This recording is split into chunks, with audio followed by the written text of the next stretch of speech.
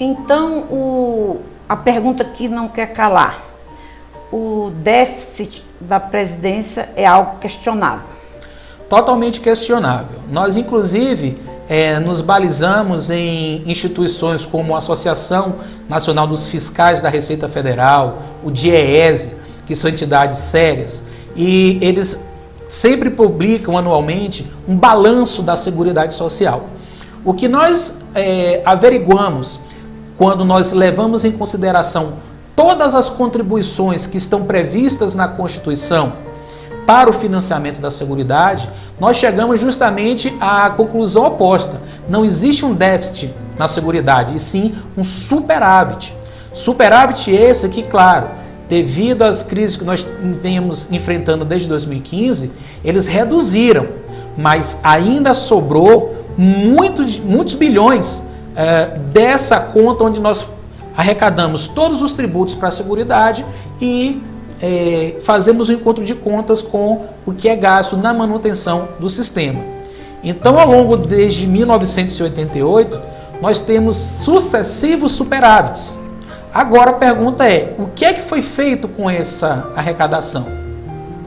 Existem organizações, entidades que verificam que muito desse recurso foi desviado para pagar juros de dívida pública. Uma dívida pública que até hoje não foi auditada, uma dívida pública que está aí e esses superávites pagam apenas os juros, ou seja, o principal continua lá e tem sido amortizados esses juros. E aí que se questiona, como é que a gente pode dizer que existe um déficit na Previdência, onde aqueles recursos que para ela deveriam estar indo, estão sendo alocados em outras rubricas, têm sido desviados para outros fins, né? Eu fico questionando, eu penso numa ferramenta do marketing que se chama gatilho da escassez. Então o marketing processa assim, quando ele quer fazer uma campanha e vender muito alguma coisa, ele fala assim: esse é o único produto que vai resolver a sua dor. Aí vem aquelas propagandas famosas de carro, se você não tiver esse carro, esse é o carro que vai te fazer feliz, que vai trazer aquela vida dos sonhos. Então, isso chama o gatilho da escassez, em que 1% controla 99%, colocado assim dessa forma. Essa é a única saída para a Previdência não quebrar. Então eu sinto assim como estão usando um artifício para manipular as pessoas. É isso, Gustavo? Você tocou num ponto muito importante, Rai, e inclusive essa é a arma que o governo tem utilizado para desinformar as pessoas.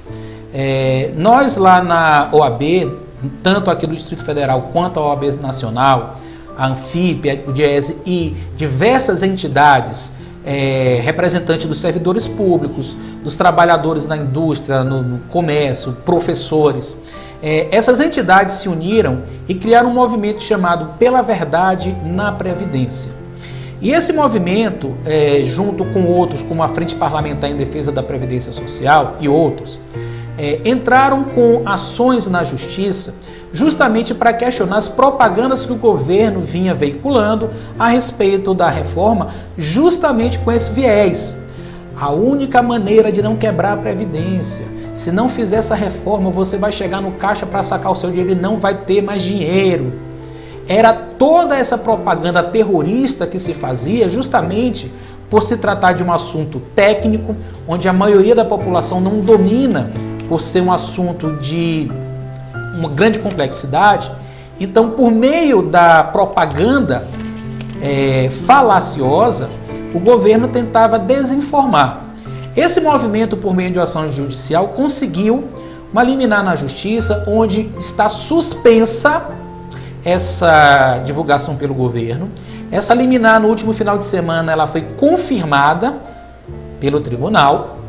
E não só isso, o governo ele foi intimado a comprovar judicialmente onde que está esse déficit?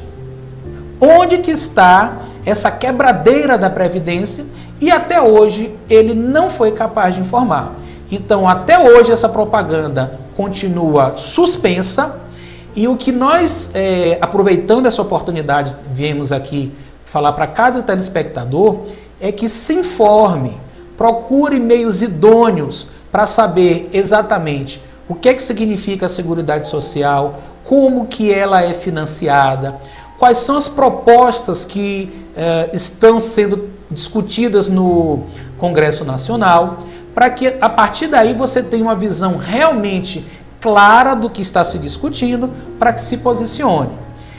E se você me permite, eu gostaria inclusive de passar aqui fontes de informações para que o telespectador possa verificar. Primeiro eu gostaria de falar do site, do Movimento pela Verdade na Previdência, que é o pelaverdadenaprevidencia.org.br, e daí você pode olhar tanto no site como na página do Facebook de entidades como a ANFIP, que é a Associação Nacional dos Fiscais da Receita Federal, o DIEESE e demais entidades, como a Frente Parlamentar em Defesa da Previdência, para que vocês possam entender qual a proposta verdadeira que está por trás dessa dita reforma. Nós costumamos falar normalmente que reforma é para melhorar. Ninguém reforma a sua casa para piorar. Mas do jeito que essa proposta foi colocada, representa efetivamente a destruição de direitos previdenciários e sociais. Então é importante que a população se informe, que vá para as ruas, vá cobrar do seu deputado, do seu senador, medidas no sentido de que a mudança que se está por vir não seja desastrosa para você e para os seus futuros, filhos, netos, porque essa reforma vai abranger não só a nossa geração, mas também ela vai influenciar nas gerações futuras também. Gustavo, no caso de uma pessoa que tem uma pensão, porque o marido morreu, e ela também tem um emprego público, como é que fica isso? Essa questão de aposentadoria. Pois é, uma das propostas que também está lá na proposta de emenda constitucional 287 é a impossibilidade de acúmulo de pensões com aposentadorias. Hoje não há nenhum óbice se, digamos, eu tenho uma esposa onde nós contribuímos a vida inteira para os nossos órgãos de previdência, nos aposentamos por conta dessa contribuição e eu venho a falecer, por exemplo. Hoje em dia, minha esposa pode ficar tanto com a pensão que eu vou gerar em vindo a falecer, quanto com a aposentadoria dela, porque houve contribuição para ambos. A proposta, ela quer acabar com essa possibilidade de acumulação, onde você só pode ficar ou com a aposentadoria ou com a pensão. Das propostas que está sendo tratada lá no Congresso Nacional. Isso é para ver que a coisa é grave, né? E eu queria que você falasse a respeito de qual é a saída que nós temos, qual a saída para os brasileiros diante de tanto desmando? Na verdade, primeira coisa, como a gente já falou aqui, voltamos a enfatizar mais uma vez, informação. E a partir daí, se posicionar, fazer, divulgue nas suas redes sociais, converse nas suas rodas de amigos, familiares, colegas de trabalho, esclareçam e saiam às ruas, manifestem para cobrar que esse tipo de reforma que só vem para prejudicar, que ela não passe no Congresso Nacional. Nós precisamos nos mobilizar, nós precisamos ter consciência de que ajustes na Previdência são necessários, claro que são, mas o caminho não é você mexer em direitos adquiridos a duras penas pelos trabalhadores. Nós não podemos retroceder socialmente, nós não podemos voltar ao tempo em que nós tínhamos, por exemplo, cidadãos de primeira e de segunda categoria. E aí eu me refiro aos trabalhadores rurais. Os trabalhadores rurais, antes da Constituição de 88, eles tinham direito a meio salário mínimo. Imaginem. Hoje nós temos, com a inclusão dessas pessoas na Previdência, que é única dentro do regime geral, no mínimo um salário mínimo para essas pessoas. Então nós temos que ficar atentos para que nós não possamos, num futuro próximo, estar retrocedendo socialmente como era antes da nossa Constituição e antes dos direitos sociais, que devem ser amplamente divulgados e ampliados segundo a nossa Constituição. Os trabalhos, eles não são iguais, né? Por exemplo, quem trabalha num banco é diferente de quem trabalha num escritório. Quem trabalha no campo é diferente de quem trabalha no hospital, né? Como é que é tratado essa coisa do risco? Excelente pergunta, Raí. Hoje nós temos no regime geral aposentadorias especiais para essas pessoas que trabalham expostas a agentes químicos, físicos, biológicos ou a associação desses agentes, justamente porque a Constituição ela traz como valor, além da justiça social, a dignidade da pessoa humana. Então imagine uma pessoa que trabalha exposto a vírus, fungos, bactérias, a raios X, que são altamente cancerígenos. Imagine se nós pudéssemos equiparar essa pessoa que trabalha exposta a esses riscos a uma pessoa que trabalha no escritório com ar-condicionado, com copeira vindo lhe trazer água, chá, café, né? Qual dos dois se desgastam mais? Qual dos dois tem a saúde prejudicada? Consequentemente, qual dos dois vai conseguir trabalhar 35, 40, 50 anos de contribuição? Lógico que aquele que não está exposto a esses agentes agressivos. Por isso que hoje a aposentadoria especial ela é prevista independentemente da idade do trabalhador e no percentual de 100% do cálculo do seu benefício sem aplicação do fator previdenciário. Fator previdenciário, para aqueles que ainda não têm conhecimento, se trata de uma fórmula que ela é aplicada no cálculo dos benefícios de aposentadoria por contribuição para que se reduza o valor desse benefício de acordo com a idade, a expectativa de vida da pessoa na data da aposentadoria e seu número de contribuição.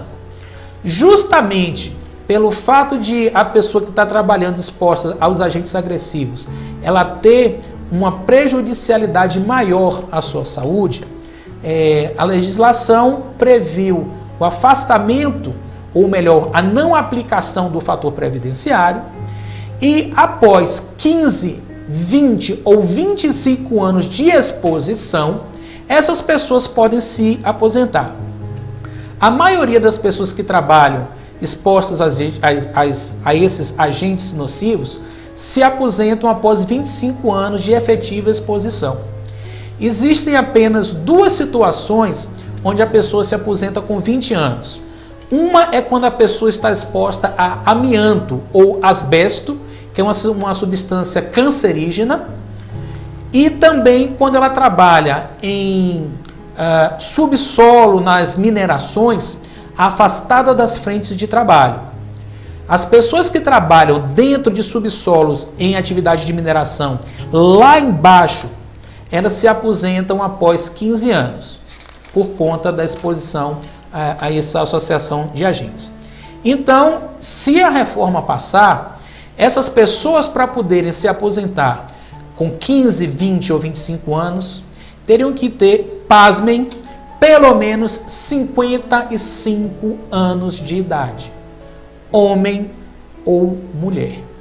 Então você imagina uma pessoa que começa a trabalhar exposto a raios X, a fungos, a ruídos, a poeira de sílica, e a outros agentes prejudiciais à saúde, começou a trabalhar com 20 anos.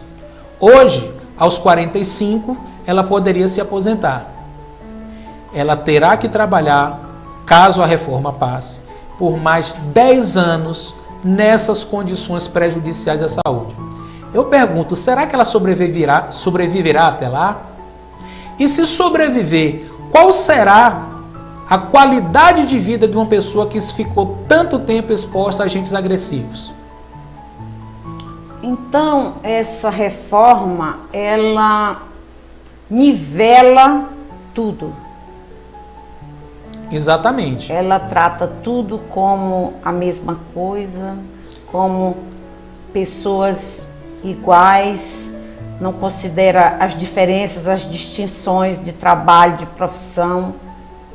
Bom, eu estou falando isso para você que está aí do outro lado ter reflexões, baseado no que você ouviu aqui. Isso aqui é apenas uma gotinha de informação. Você pode conseguir muito mais olhando aí no YouTube. Você já deu o seu endereço do YouTube, Gustavo? No YouTube eu tenho um canal que é o Gustavo Beirão, podem acessar lá, e lá eu disponibilizo uma série de vídeos explicando sobre o que é Seguridade Social, as fontes de financiamento. Nós esmiuçamos, com um pouco mais de tempo, ponto por ponto da proposta de emenda à Constituição que quer fazer essa reforma da Previdência, no intuito justamente de estar esclarecendo a população a respeito desses temas tão importantes para a nossa vida. Bom, a gente vai estar se aproximando do término, porque o tempo não para, né? Eu quero aqui agradecer a participação do Gustavo, foi maravilhoso, foi muito esclarecedor, e quero dizer ao telespectador que agora é com você escolher ou aceitar, ou cruzar os braços, ou não. Você tem poder, todos temos poder para lutar por uma coisa mais justa, uma coisa mais coerente, né? Eu vou ficar aqui agradecendo a presença de todos, compartilhe, sabe? Dê um joinha lá. E na próxima terça estaremos aqui de novo com assuntos muito importantes para o nosso país e para a nossa cidadania.